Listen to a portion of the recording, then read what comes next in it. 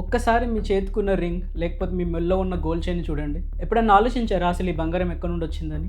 అందరూ అనుకునేలాగా బంగారం భూమి మీద తయారైంది కాదు. ఇది భూమి పుట్టక ముందే నక్షత్రాల లోపల తయారైంది. అవును, మీరు విన్నది నిజం.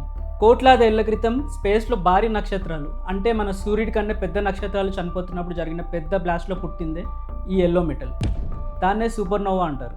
అలాగే 2 న్యూట్రాన్ స్టార్స్ కొలైడ్ అయినప్పుడు కూడా గోల్డ్ పుడుతుంది. దాన్ని కిలోనోవా అంటారు. గోల్డ్ లాంటి హెవీ మెటల్ ఇలాంటి సూపర్నోవా ఎక్స్ప్లోషన్స్ ఆర్ కిలోనోవా కొలిషన్స్లోనే తయారవుతుంది. ఆ విస్ఫోటనలో పుట్టిన ఈ ఎల్లో మెటల్ స్పేస్లో లక్షల ఏళ్ల పాటు ప్రయాణించి ఆస్ట్రాయిడ్స్ అండ్ మీటర్స్ మీద సవారీ చేస్తూ మన భూమిని చేరింది. అంటే మీ వేలుకున్న ఆ ఉంగరం ఒక చనిపోయిన స్టార్ యాషెస్, ఒక అంతరిక్ష పదార్థం, ఒక ఏలియన్.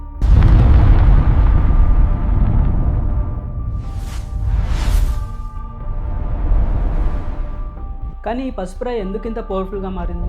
ఎందుకు ఇది మాత్రమే 6000 సంవత్సరాలుగా వాల్యూ కోల్పోలేదు? ఎందుకు ఇప్పుడు రష్యా, చైనా లాంటి దేశాలు రికార్డ్ లెవెల్స్లో గోల్డ్ కొంటున్నాయి? ఈరోజు మనం అసలు స్టోరీ తెలుసుకుందాం. ఈ భూమి మీద మొత్తం ఎంత బంగారం ఉందో తెలుసా? భూమి లోపల అంటే కోర్లో ఉన్న గోల్డ్ మొత్తం బయటకు తీస్తే ఈ భూమి మొత్తం మోకాళ్ళ లోతు వరకు బంగారంతో కప్పేయచ్చు. కానీ మనం అంత లోపలికి వెళ్ళలేం. మనం జస్ట్ ఎర్త్ క్రస్ట్లో ఉన్న గోల్డ్ని మాత్రమే యాక్సెస్ చేయగలం. ఇప్పటి వరకు మనిషి తవ్వి తీసిన బంగారం దాదాపు 2 లక్షల టన్నులు. అది మొత్తం ఒక చోట కలిపితే ఒక 22 మీటర్స్ క్యూబ్ తయారవుతుంది. అంటే ఒక 7-8 అంతస్తుల బిల్డింగ్ సైజ్ మాత్రమే. ప్రపంచం మొత్తం ఉన్న బంగారం అంతా కలిపితే ఈ చిన్న క్యూబ్లో సెట్ అయిపోతుంది. దాంట్లో మేజర్ పార్ట్ అరౌండ్ 45% జ్యువెలరీ రూపంలో ఉంది. ఇంకో 15% ఇండస్ట్రీస్లో యూజ్ అవుతుంది. అండ్ మిగతా 40% గోల్డ్ బార్స్ రూపంలో ప్రపంచంలో ఉన్న డిఫరెంట్ సెక్యూర్డ్ వాల్స్లో ఉంది. కానీ క్రేజీ విషయం ఏంటంటే ప్రపంచంలోని టాప్ 10 సెంట్రల్ బ్యాంక్స్ కలిపి హోల్డ్ చేస్తున్న గోల్డ్ కన్నా మన ఇండియన్ హౌస్ హోల్డ్స్లోనే ఎక్కువ గోల్డ్ ఉంది. అవును, ప్రపంచంలోనే అత్యధికంగా 25,000 నుండి 35,000 టన్నుల గోల్డ్ మన ఇండియన్ ఇళ్లలోనే ఉంది. దట్స్ రఫ్లీ 11% of the gold that's ever mined. And దాంట్లో ఎక్కువగా మన సౌత్ ఇండియాలోనే ఉంది, జ్యువెలరీ రూపంలో. అసలు మనిషికి బంగారానికి మధ్య ఈ లవ్ స్టోరీ ఎలా మొదలైంది? 1000 ఏళ్ల క్రితం మనిషి ఫస్ట్ టైం గోల్డ్ని డిస్కవర్ చేసినప్పుడు దాని షైన్కి విపరీతంగా అట్రాక్ట్ అయ్యాడు. ఎందుకంటే we humans love shiny things. ఇంకో విషయం ఏంటంటే ఇది మిగతా వాటిలాగా అరిగిపోదు, తుప్పు పట్టదు, కలర్ మారదు, చాలా ప్యూర్ అండ్ ఎన్నెళ్ళైనా అలాగే ఉంటుంది. అందుకే స్టార్టింగ్లో అందరూ గోల్డ్ని డెకరేషన్ అండ్ ఆర్నమెంట్స్ కోసం మాత్రమే వాడేవాళ్ళు. అప్పట్లో అదొక స్టేటస్ సింబల్. కానీ ఈ అందమైన అలంకరణ వస్తువు ప్రపంచాన్నే శాసించే శక్తిగా మారింది. విచిత్రం ఏంటంటే ఒకరితో ఒకరికి సంబంధం లేని ప్రపంచంలో వేర్వేరు నాగరికతలు అందరూ ఒకేసారిగా ఈ ఎల్లో మెటల్కి ఫ్యాన్ అయిపోయారు. ఎవరు వాళ్ళకి చెప్పలేదు, ఎవరు మార్కెటింగ్ చేయలేదు, ఇంటర్నెట్ లేదు, గ్రూప్ డిస్కషన్ చేసుకోవడానికి వాట్సాప్ గ్రూప్స్ కూడా లేవు. కానీ ఈజిప్షియన్లు దీన్ని దేవుళ్ళ మాంసం అన్నారు, ఫ్లెష్ ఆఫ్ గాడ్స్. దీన్ని తాకితే అమరులు అవుతారని వాళ్ళు నమ్మారు. సౌత్ అమెరికాలోని ఇంకా దీన్ని సూర్యుడి చెమట, స్వెట్ ఆఫ్ ది సన్ అని పిలిచి వాళ్ళ గుళ్ళను బంగారంతో నింపేశారు. మన భారతదేశంలో ప్రాచీన వైద్యులు బంగారాన్ని మెడిసిన్ లాగా కూడా వాడారు. ఇక చైనా కింగ్స్ అయితే ఇమ్మోర్టాలిటీ పొందాలని బంగారాన్ని ఆహారంగా కూడా తీసుకున్నారు. ఇప్పుడు ఒక్కసారి ఆలోచించండి, ఒకే మెటల్ కానీ ప్రపంచం మొత్తం దాన్ని దైవంగా, మెడిసిన్లా, అమృత్వంగా చూసింది. ఇది ఒక గ్లోబల్ అగ్రిమెంట్. మంచి చరిత్రలో మొట్టమొదటిసారి ప్రపంచం మొత్తం ఒక విషయం మీద అగ్రి అయింది. కానీ ఇవన్నీ ఒక పెద్ద తుఫాన్ రావడానికి ముందు ప్రశాంతత లాంటివి. అసలైన డ్రామా ఎప్పుడు మొదలైందంటే బంగారం మంచి చరిత్రలోని అత్యంత శక్తివంతమైన ఇన్వెన్షన్కి కారణమైనప్పుడు. అదే మనీ. గోల్డ్ రాకముందు ట్రేడింగ్ అంతా బార్టర్ సిస్టమ్ మీద నడిచేది. వస్తువుల మార్పిడి, ముఖ్యంగా ఆవులని కరెన్సీగా వాడేవారు. కానీ ఆవులతో ప్రాబ్లం ఏంటంటే మీరు ఒక చిన్న వస్తువు కొనాలంటే దానికి ఆవుని చేంజ్ లాగా ఎలా ఇస్తారు? దాన్ని సగం కోసి ఇవ్వలేరు కదా. పైగా ఆవుకి మేత వేయాలి, ఎప్పుడు చనిపోతుందో తెలియదు. అంటే ఏ క్షణంలో అయినా మీ ఆస్తి మొత్తం గాల్లో కలిసిపోవచ్చు. అందుకే మనిషికి కావాల్సింది వేరు. అది ఎప్పుడు పాడవకూడదు, దాన్ని ముక్కలు చేసిన వాల్యూ తగ్గకూడదు, ఎక్కడికైనా క్యారీ చేయగలగాలి అండ్ అందరూ దాన్ని ఒప్పుకోవాలి. అలా గోల్డ్ అవసరమైంది. మొదట గోల్డ్ని ముక్కలుగా వాడేవాళ్ళు, కానీ ప్రతిసారి వెయిట్ అండ్ ప్యూరిటీ చెక్ చేయడం కష్టం. అప్పుడు 7th century BCలో లిడియా రాజులు ఈ మెటల్ మీద ముద్ర వేసి నాణాలుగా మార్చారు. That's the first chapter of money, gold coins. రాజు ముద్ర దాని మీద ఉందంటే దాని ప్యూరిటీకి అండ్ వెయిట్కి గవర్నమెంట్ గ్యారంటీ అనమాట. గోల్డ్కు ఉన్న ఈ నమ్మకమే దాన్ని ప్రపంచంలో ఫస్ట్ సక్సెస్ఫుల్ కరెన్సీగా మార్చింది. బంగారం మీద మనిషికున్న ఈ క్రేజ్ ఎంతవరకు వెళ్ళిందో తెలుసుకోవాలంటే మనం 1848 కాలిఫోర్నియా గోల్డ్ రష్ గురించి తెలుసుకోవాలి. January 24, 1848 కాలిఫోర్నియాలోని ఒక నది దగ్గర జేమ్స్ మార్షల్ అనే ఒక కార్పెంటర్ పనిచేస్తున్నాడు. నీళ్ళల్లో తనకేదో మెరుస్తూ కనిపించింది. తీసి చూస్తే ప్యూర్ గోల్డ్. వెంటనే తన ఆ విషయాన్ని తన బాస్ జాన్ సెట్టర్కి చెప్పాడు. ఇద్దరు కలిసి దాన్ని ఒక టాప్ సీక్రెట్లా ఉంచాలనుకున్నారు. కానీ ఆ విషయం కాస్త లీక్ అయిపోయింది. ఆ తర్వాత జరిగింది ఒక హిస్టరీ. కేవలం 1 సంవత్సరంలోనే 3 లక్షల మంది కాలిఫోర్నియాకి క్యూ కట్టారు. వాళ్ళనే 49ers అంటారు. అంటే 1849లో వచ్చిన వాళ్ళు. వాళ్ళల్లో డాక్టర్లు ఉన్నారు, లాయర్లు ఉన్నారు, ఫార్మర్లు ఉన్నారు. యూరోప్ నుండి, చైనా నుండి, సౌత్ అమెరికా నుండి అందరి టార్గెట్ ఒకటి, బంగారం. జస్ట్ ఊహించుకోండి, 1848లో జస్ట్ 200 ఉన్న శాన్ ఫ్రాన్సిస్కో జనాభా కేవలం 2 సంవత్సరాల్లో 25,000 దాటింది. అదొక సామూహిక పిచ్చి. కానీ ఇక్కడ ఒక సాడ్ ట్విస్ట్ ఏంటంటే అసలు అక్కడ బంగారం ఉందని కనిపెట్టిన జేమ్స్ మార్షల్ చివరకు ₹1 కూడా లేకుండా ఒక పేదవాడిగా చనిపోయాడు. బంగారం ఫస్ట్ చూసిన మనిషికి అసలు బంగారం దక్కనే లేదు. ఇక్కడ ఇంకో ఇంట్రెస్టింగ్ విషయం ఏంటంటే గోల్డ్ రష్లో బంగారం కోసం వెతికిన వాళ్ళకంటే బంగారం వెతికే వాళ్ళకు కావాల్సిన షవల్స్ అండ్ పిక్స్ సప్లై చేసిన వాళ్ళే ఎక్కువ లాభపడ్డారు. శామ్యూల్ బ్రానన్ కాలిఫోర్నియాలోనే ఫస్ట్ మిలియనీర్ అయ్యాడు, జస్ట్ తవ్వడానికి కావాల్సిన సామాన్లు అమ్మడం ద్వారా. అంటే యుద్ధం చేసేవాడి కంటే కత్తులు అమ్మేవాడే ఎక్కువ సంపాదించాడు.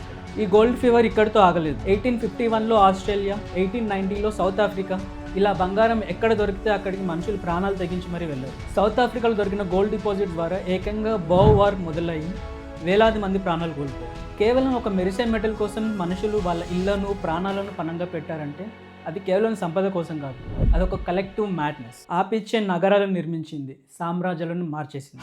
ఈ క్రమంలోనే ఇండియా ప్రపంచంలోనే అతిపెద్ద గోల్డ్ వాక్యూమ్ లాగా తయారైంది. రోమన్స్కి మన స్పైసెస్ అండ్ సిల్క్ అంటే పిచ్చి, కానీ మన వాళ్ళు మాత్రం వాళ్ళ వస్తువులు ఏమి వద్దని ఎక్కువగా ప్యూర్ గోల్డ్ కాయిన్స్ మాత్రమే అడిగేవాళ్ళు. ప్లైనీ ద ఎల్డర్ అనే రోమన్ రైటర్ తన బుక్ న్యాచురల్ హిస్టరీలో all of Rome's gold is being drained into India and it is the sink of the world's precious metal అని రాశాడు. Imagine 2000 years back Rome complaint చేస్తుంది India వాళ్ళ gold మొత్తం తీసేసుకుంటుంది.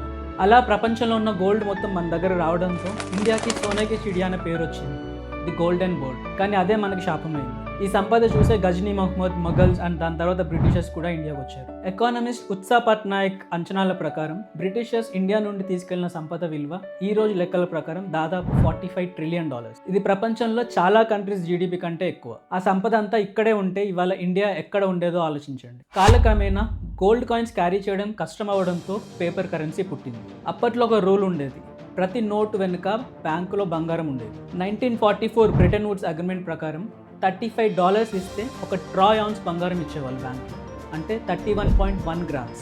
దీన్నే gold bag system అంటారు. అంటే ఒక నోట్ ప్రింట్ చేయాలంటే దానికి సరిపడా బంగారం ఉండాల్సింది. కానీ 1971లో ప్రపంచ ఆర్థిక వ్యవస్థనే కుదిపేసి ఒక నిర్ణయం తీసుకున్నారు. August 15, 1971 American president Richard Nixon TV ముందు నిలబడ్డాడు. ఒక్క స్పీచ్తో వరల్డ్ ఎకానమీ మొత్తం షేక్ అయిపోయింది. అతను మాట్లాడుతూ డాలర్ టు గోల్డ్ కన్వర్షన్ని టెంపరరీ సస్పెండ్ చేస్తున్నాం అన్నాడు. అంటే డాలర్స్ నుంచి గోల్డ్ని ఎక్స్చేంజ్ చేసుకోవడం కుదరదు అని.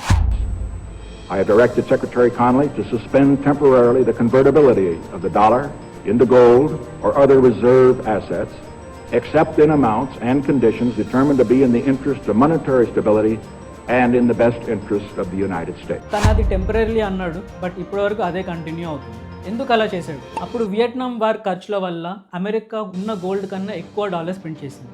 ఫ్రాన్స్ లాంటి కంట్రీస్కి అనుమానం వచ్చింది, అమెరికా చాలా డాలర్స్ ప్రింట్ చేస్తుంది అండ్ దానికి కావాల్సిన గోల్డ్ బ్యాకింగ్ లేకుండానే అని. అందుకే ఫ్రాన్స్ లిటరల్లీ వార్షిప్ పంపి మరీ billions of dollars of worth గోల్డ్ని తిరిగి వాళ్ళ కంట్రీకి తెచ్చుకుంది అమెరికా నుండి. ఇది చూసి యూకే అండ్ జర్మనీ లాంటి కంట్రీస్ కూడా సేమ్ డిమాండ్స్ చేయడం స్టార్ట్ చేశారు.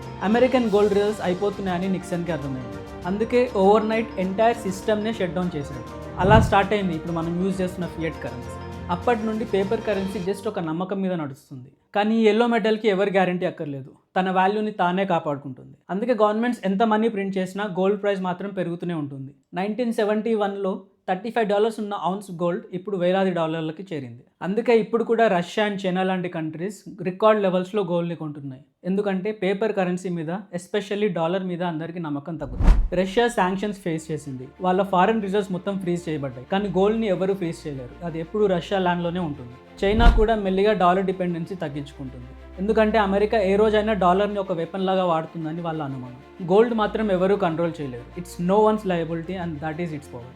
గోల్డ్ అంటే జస్ట్ ఒక పసుపురాయి కాదు, 6,000 ఏళ్ల మానవ చరిత్రలో ఎప్పుడు తన వాల్యూని కొనుక్కొని ఏకైక ఆస్తి. రేపు ఎకానమీ కొలాప్స్ అయినా, పేపర్ నోట్లు చెల్లకపోయినా బంగారం వాల్యూ మాత్రం అలాగే ఉంటుంది. Paper money value governments decide చేస్తాయి, కానీ గోల్డ్ వాల్యూ మాత్రం హిస్టరీ డిసైడ్ చేసింది. And history never lies. Next time మీరు గోల్డ్ చూసినప్పుడు అది ఒక నక్షత్రం నుండి వచ్చిందని గుర్తు చేసుకోండి.